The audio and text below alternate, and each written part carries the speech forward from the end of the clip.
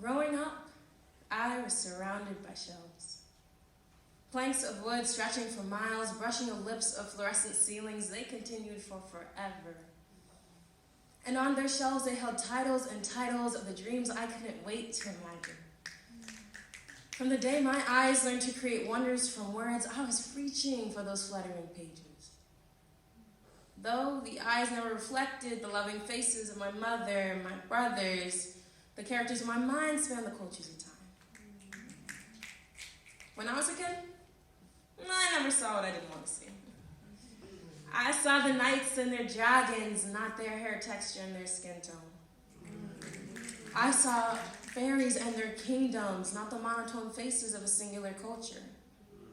It's hard to recognize your disconnection when that foreign family is all you know. But when I grew up, I saw the pale faces like theirs that always beat the villain. And I saw the dark faces like mine that were only reflected through the stories of our enslavement. I wanted kingdoms ruled by my grandmother and pirate ships sailed by cousins. The same colorfully crafted literary pieces of artwork that painted my nation at the center of the canvas. So at 15, I searched for the stories that I never had the gift to know. And I found them.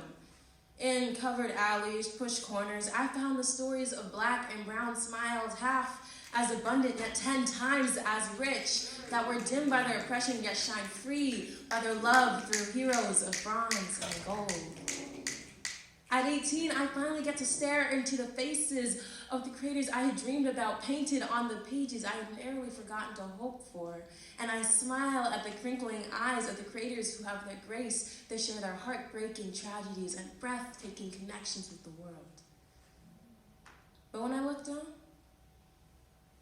I can't not notice fine print cracks in the pages, the black ink smudging the phrases, and splintering spines collapsing under the weight of control. Control that says the word enslaved makes people uncomfortable. So let's say forced hire, where restrained learning of a German Holocaust is okay, but an American internment is not. Where Red labels Toni Morrison as inappropriate, Elizabeth Acevedo as violent, Kelly Yang as outspoken, because they have the nerve to not hide the stories of their culture. It's as if I'm watching those cedar shelves finally filling with the tales of silenced voices crumble in a society where comfortable complacency outweighs uncomfortable progress, and where my outrage has been buried beneath piles of empty excuses. This can't happen. No one needs to soften perfection. The perfection found in these stories of heart, love, peace, and utmost pain that reflects the stories of these authors, the stories of these cultures, the stories of every single searching reader, yours and mine, who once found a home in these literary pieces of artwork.